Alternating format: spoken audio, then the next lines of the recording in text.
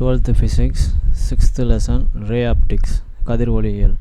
இதில் வந்து கோளக ஆடிகள் page number 5 spherical mirrors English மீடியமும் பேஜ் நம்பர் 5 தான். சரி, இதில் ஃபஸ்ட்டு வந்து ஸ்பெரிக்கல் அப்படின்னா கோள வடிவம். ஸோ இதுதான் வந்து ஸ்பெரிக்கல். இது ரெண்டாக வந்து கட் பண்ணுறோம்.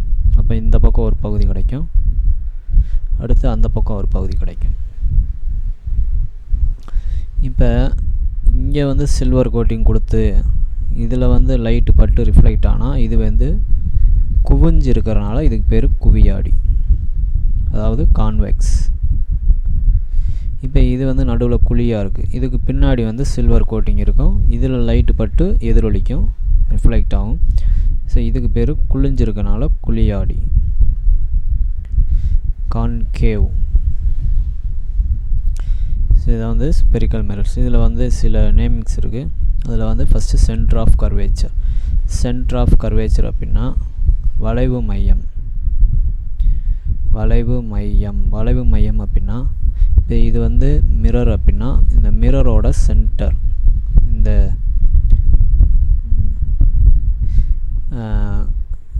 கோளகம் இருக்குல்ல, கோளகம் அதாவது வந்து ஸ்பியரோட சென்டர் பாயிண்ட், இதுதான் வந்து சென்டர் ஆஃப் கர்வேச்சர். அடுத்து சென்டர் ஆஃப் கர்வேச்சர். அடுத்து வந்து ரேடியஸ் அப்படின்னா இது வந்து மிரர், இந்த மிரரோட சென்டர் பாயிண்ட்டையும் இந்த சியையும் ஜாயின் பண்ணுறது தான் வந்து ரேடியஸ் ஆஃப் கர்வேச்சர், ஆரம். அடுத்து ஆடியோட முனை, இந்த கண்ணாடி ஆடியோட சென்டர் பாயிண்ட் தான் வந்து ஆடி முனை பி, போல். அடுத்து முதன்மை அச்சு, இந்த போலையும் இந்த சென்டர் பாயிண்ட் வழியாக ஒரு லைன் வந்து வரும். இப்போ இதுதான் வந்து மிரர் அப்படின்னா இது வந்து போல், இது சென்டர், இது வழியாக ஒரு லைனை போட்டோம் அப்படின்னா இதுதான் வந்து பிரின்சிபல் ஆக்சிஸ், முதன்மை அச்சு.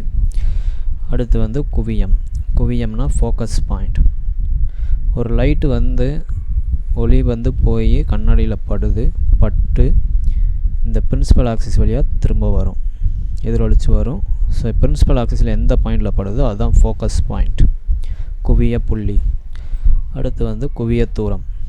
இந்த போல் ஆடியோட முனைக்கும் இந்த ஃபோக்கஸ் பாயிண்ட்டுக்கும் இடையில இருக்கிற இந்த டிஸ்டன்ஸ், இதுதான் வந்து ஃபோக்கஸ் லென்த் அப்படின்னா குவிய தூரம்.